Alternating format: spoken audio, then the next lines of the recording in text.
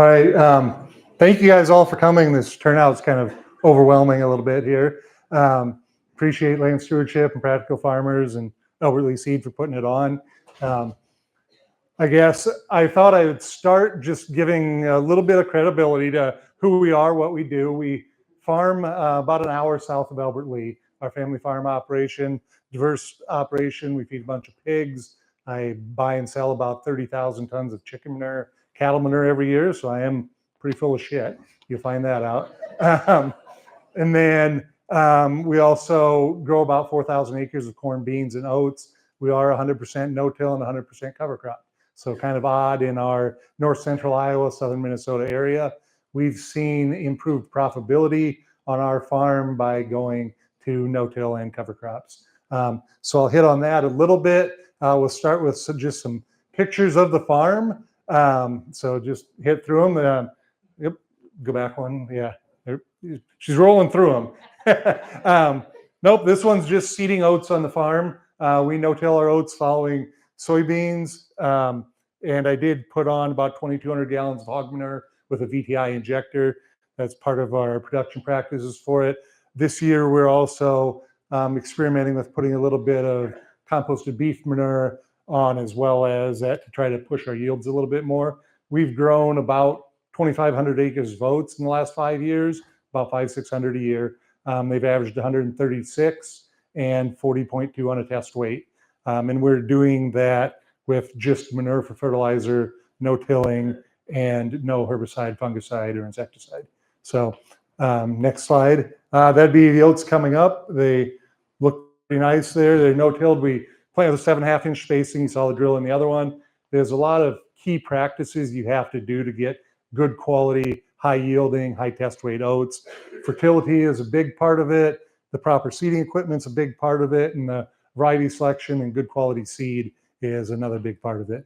You can go to the next one. Just pretty pictures from that my wife took. There's me playing a tuba in an oat field for some unknown reason. So you can see those fields if you go back a slide.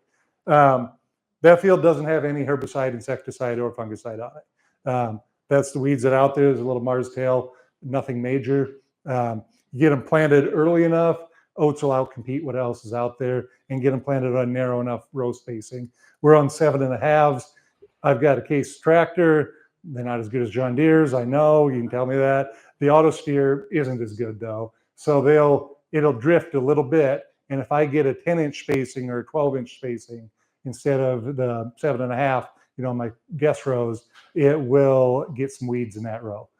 So keys get that narrow spacing. You can go to the next one now. There were harvesting oats. The next one I think is harvesting oats too. We just direct cut them with a draper head.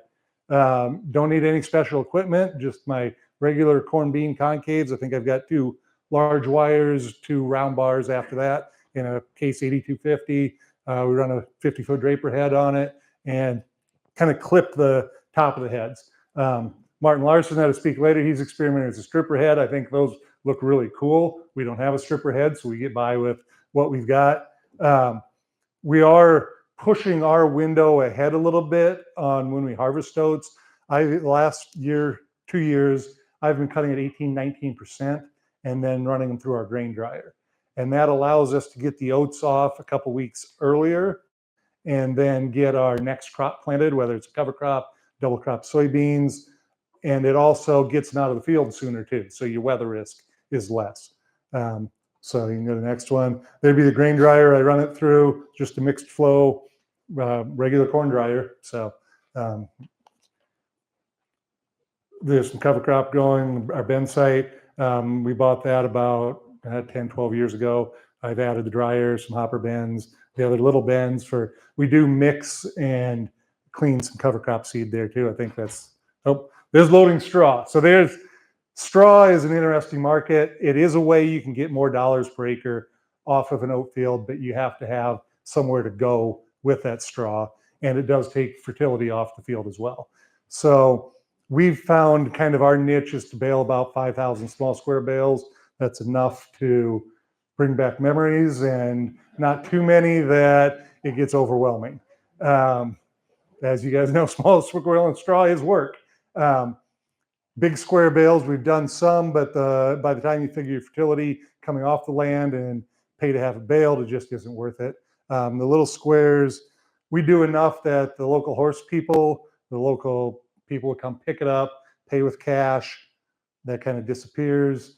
If you start baling more than what the local market, the Craigslist, Facebook people will support, then you got to take it to an auction, and then you got to pay auction commission, and then they give you a check, and then all of a sudden it's $2 a bale instead of $4 a bale, and it loses its fun pretty quickly at $2 a bale. So anyway, you can go to the next one.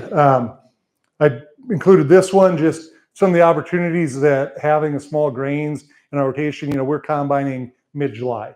So that gives us the opportunity to do field improvement projects as well. So we've pattern tiled about 3/4 of the ground that we farm here in the last 10, 12 years. And a big part of that is tiling after oats.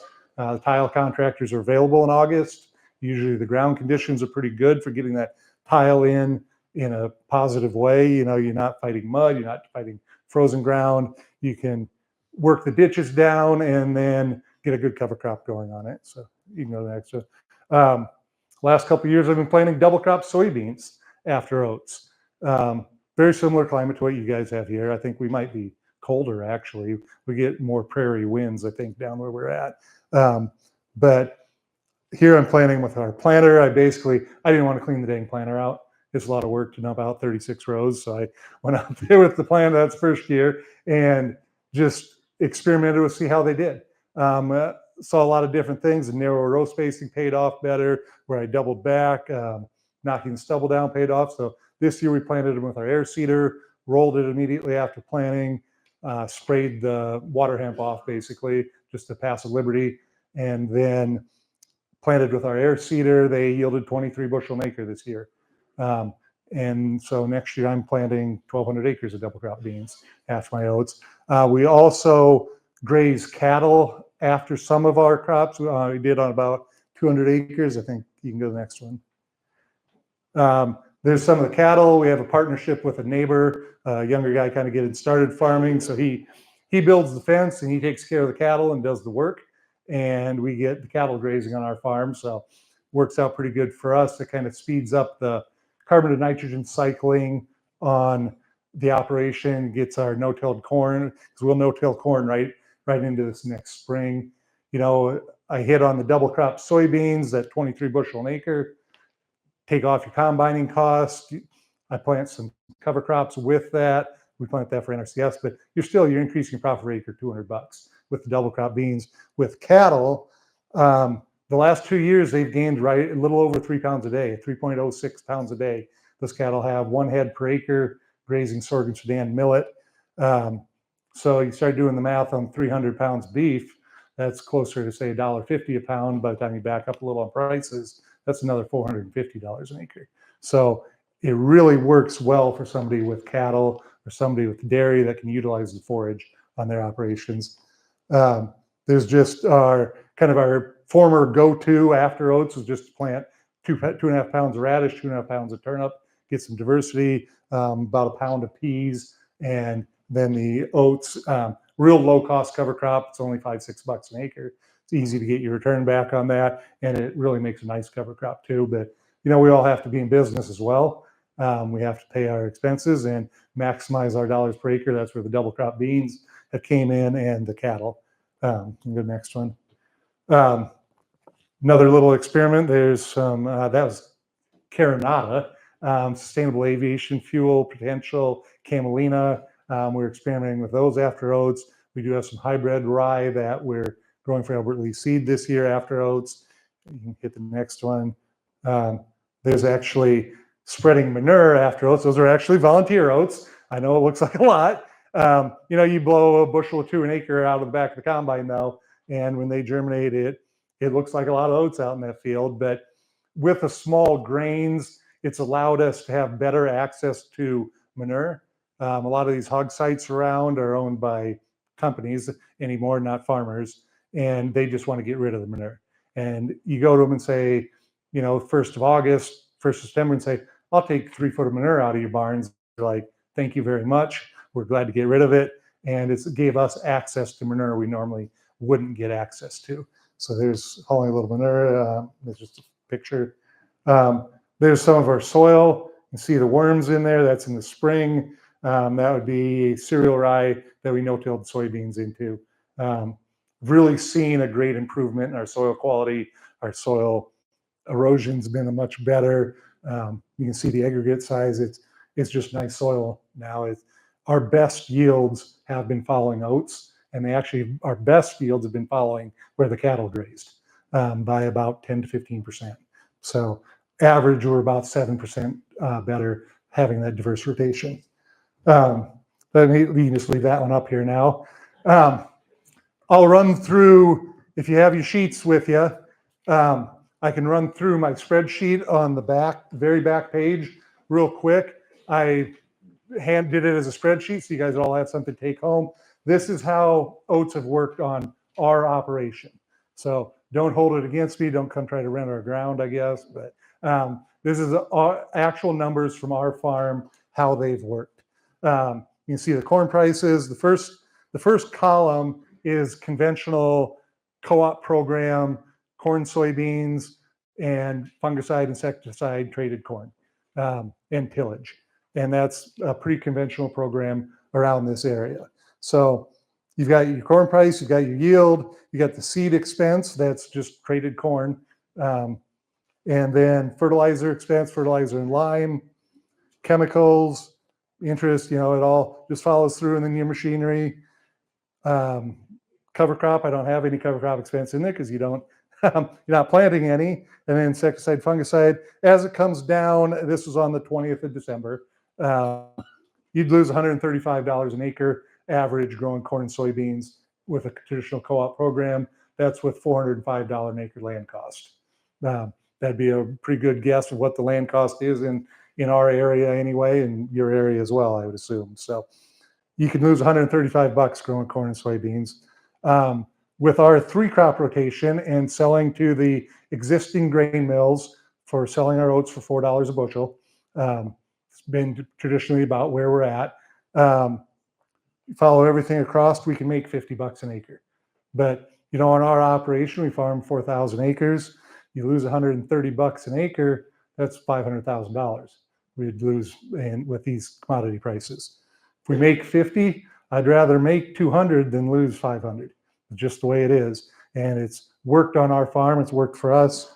And then the last column is kind of the fun one.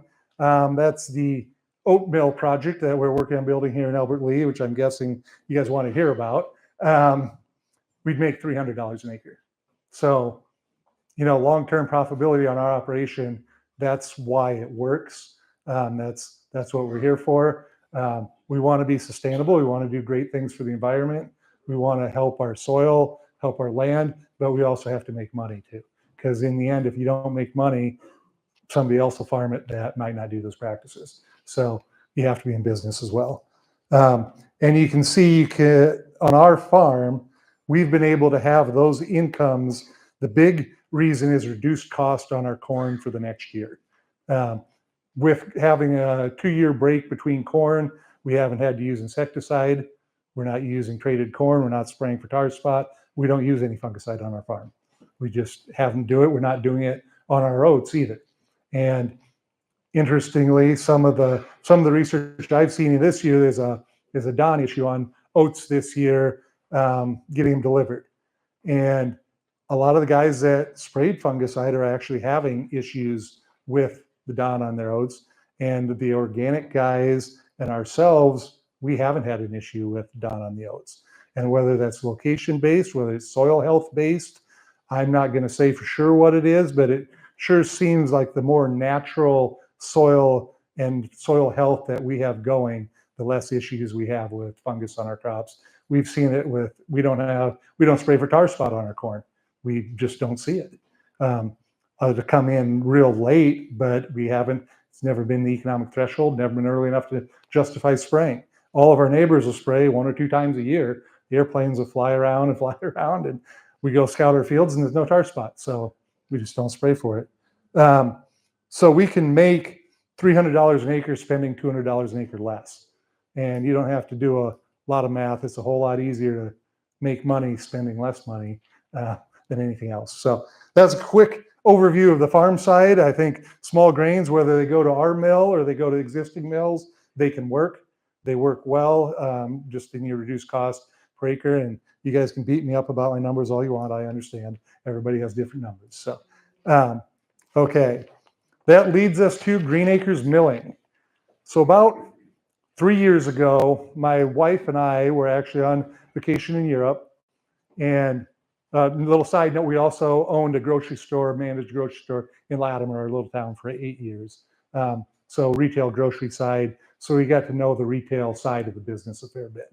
So when we were in Europe, everything turns into, I like looking at silos and bins and cows. I'm a farmer. That's more fun for me than looking at historical cities in middle of Switzerland. But so I'm looking at that. I'm looking at stuff in the grocery store. We saw the real proliferation of oat products on the shelves.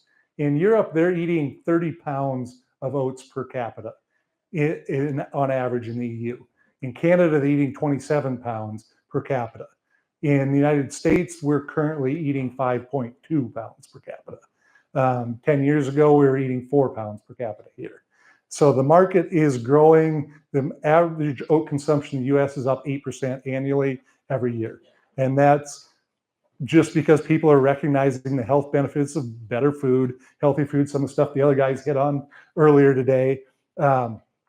People want better food. They want to know where it's coming from.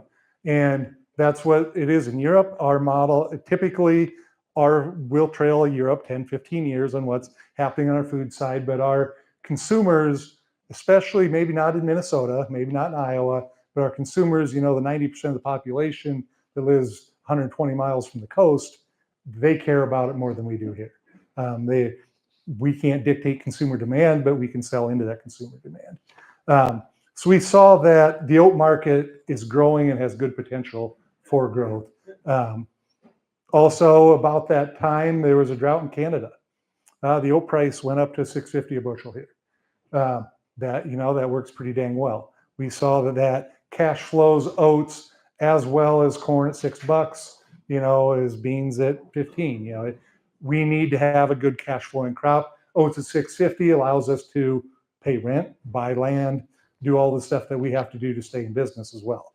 So kind of saw that. And then also through that, we were the largest grower in North Iowa of oats for food grade program through a local mill. That led us to some connections with the brands that were buying it. Since the time oats were $6.50, those brands are paying 22% more for their oats from the mills than they were when the mills were paying us $6.50. And now they're paying us $4. So that kind of sticks with you a little bit too. The brands are paying more, we're getting paid less. And I also, the local mill requires you to turn a sample in. So we turned a sample in and took it to their headquarters in Eden Prairie. It's a very nice building. It's got a fountain and a pond, and I think a fountain on top of the fountain, and a lot of gold lined building there. Very, very, very fancy, rich mahogany everywhere. And so kind of saw that, and it's kind of like, there's a lot of money here happening. So, all those together led us to Green Acres Milling. Originally, I thought, let's just build an oat mill from the oats from our farm. Started doing research on it, started working with Buehler Company, looking at mills, looking at mill efficiency, size, went over to Europe, looked at some mills in Sweden, Finland, Switzerland.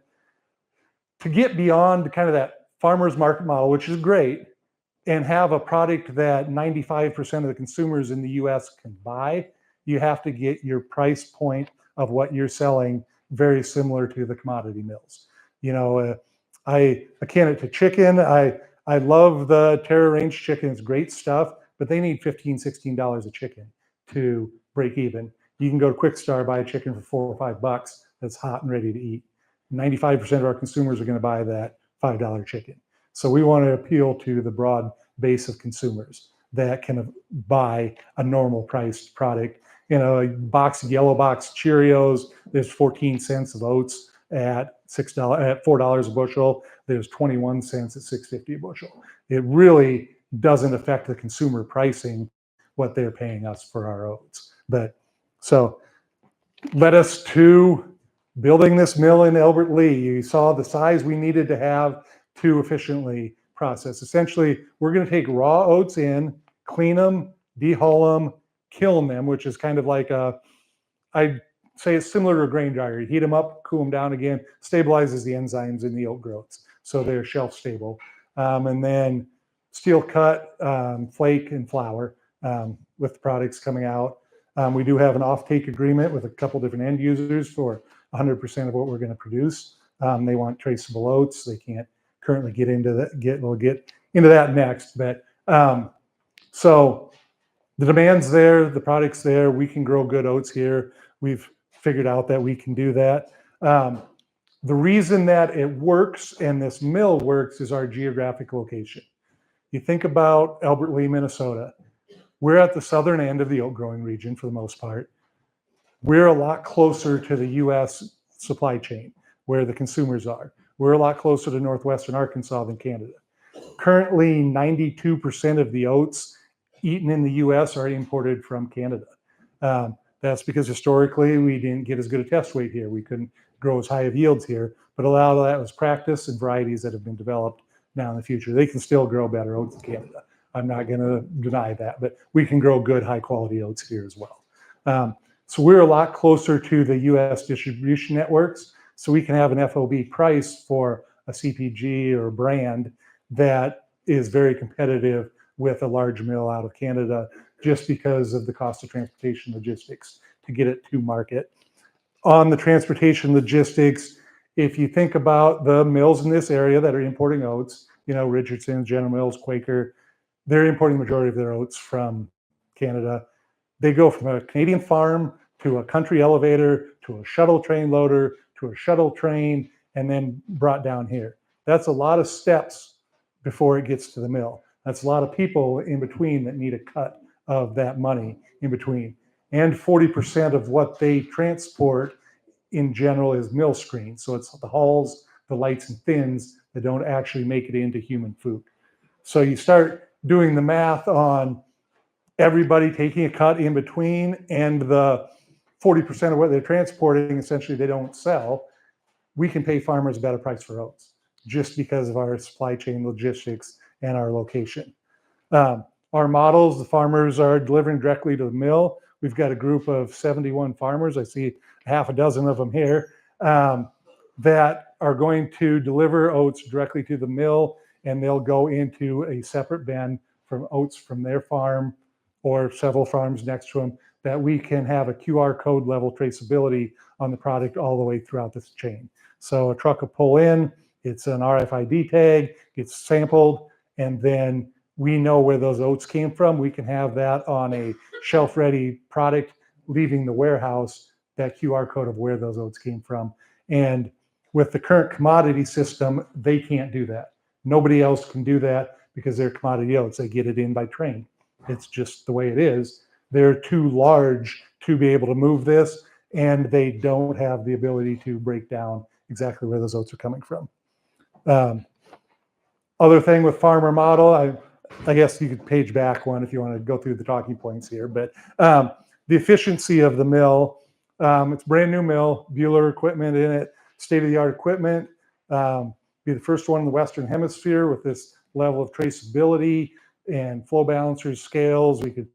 I could talk about, I've been in blueprints of mill design for 6 months here that I could really get in depth about, but we can operate at a little bit higher level of efficiency with a brand new mill. And then with the farmers having control of the raw material coming into the mill. Essentially, the first stage is cleaning the oats, runs through basically they call it a TAS, but it's a clipper cleaner for the most part.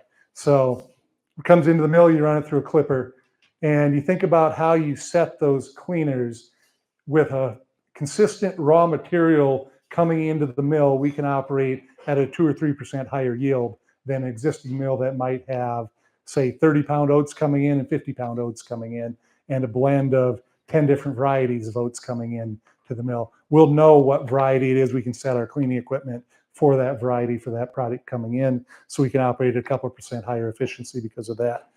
Another thing we can do, our operation in particular, some of our other growers, we're actually growing carbon negative oats. We're sequestering carbon on our farm. We've seen it in our soil tests. We've seen it in the level of the soil in the field, in all honesty.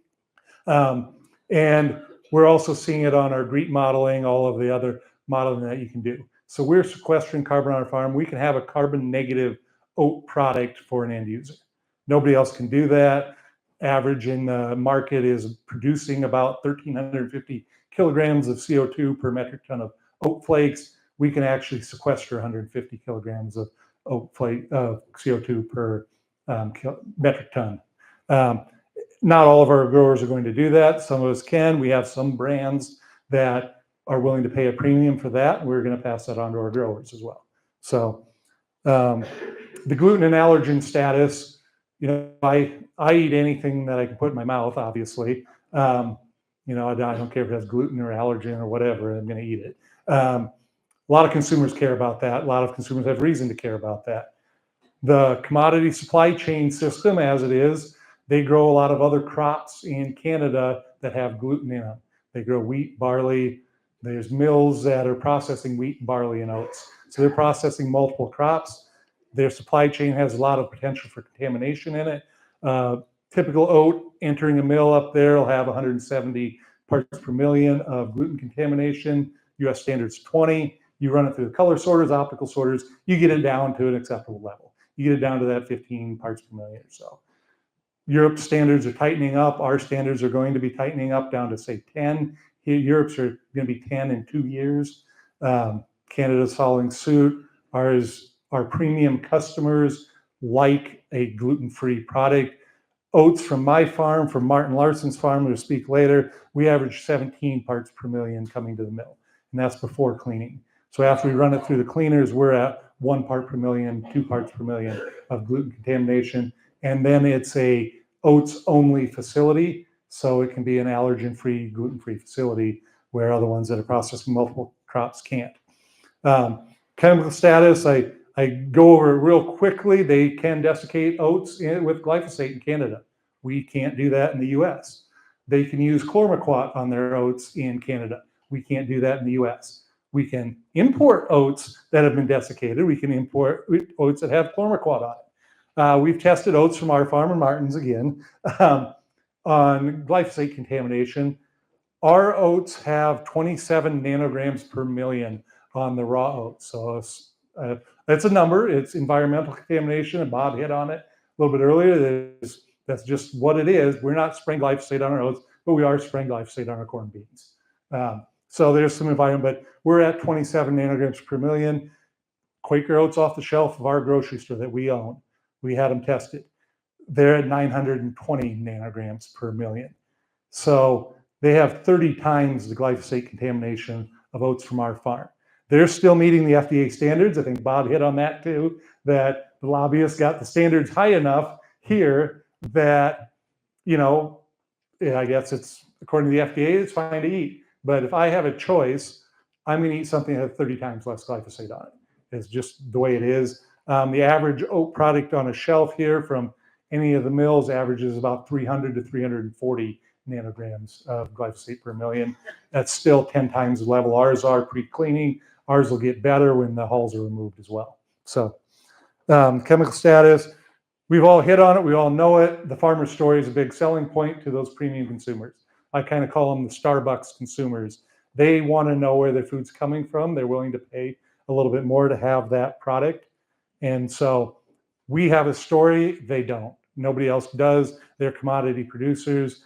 We've all been pushed around long enough by the big milling companies that it's they don't have a lot of credibility with the farmers, in all honesty, with some of the practices that they've done in the past. So yeah, future goals, I guess that's the last one. There's a lot of opportunity for growth here. We've seen demand, and we're 16 to 18 months away from production. We've seen demand for 300% of what we're going to produce. Had CPGs asking for that. We have letters of intent signed. We have everything we need to essentially sell 3 times what we produce. So I see us expanding in the future. I think our farmer investors are going to be able to expand the acres that they grow. with the profitability that this opportunity can provide to oats. Hit on the farm. I think everybody here, for the most part, is farmers, except for a few, land stewardship and that. If you're growing oats, our investment model basically is it's $5 a bushel to buy into the mill. That's what it costs to buy in. You lock in a premium price for your oats. That price is on my spreadsheet there. I know there's other people here. They already know what my prices are. We lock in that $6.50 price for 3 years. After 3 years, we're indexing it to the price that we're selling flakes and flour for. Essentially, in the last 4 years, that prices went up 20%. Inflation in the grocery store, the price that the mills are selling their flour for trails that, and so we can then pay that price back to the farmers as well. So we're looking to increase that price on our pro formas. We're figuring a 3% annual increase, but that $6.50 price is locked in for 3 years. After that, it will have the price increase based on the price that we're selling flour and flakes for. So that's a real quick side of the farmer investment. So I wanted to burn through it pretty quick. I like to have questions a lot more than just me up here speaking. So if anybody has any questions about this in particular, shout them out. I'm not shy about asking. Well, I don't know what time it is. I have no idea. So how are we on time? Yeah, 3 minutes. Okay, so 2 questions. If anybody has any they want to blurt out. If not, then we can eat. All right, in the back. He asked if we're going to do organic oats. Yes, we're going to do organic oats. About 3/4 conventional, about 25% organic. The mill is going to process 3 million bushels of oats a year. So we'd be looking at about 750,000 bushel of organic, 2.2 million of conventional without running those numbers on a calculator. So our differentiating factors are a little better on the conventional with the organic, with the glyphosate contamination, the allergen status, the gluten status. There is some smaller mills out there that can provide some of that traceability on the organic side. Getting a volume that appeals to a CPG or a brand is their problem. These big brands, you call them and say, hey, I want to sell you oats for my farm. And they're like, well, okay, we want 10 semi-loads next week. And that's just something that's not achievable without having a scalable operation. And that's something we can provide. So I see these guys smiling. You can ask a question. Is that what you've seen? It all depends upon in their size. I mean, exactly. There's some small ones that Yep.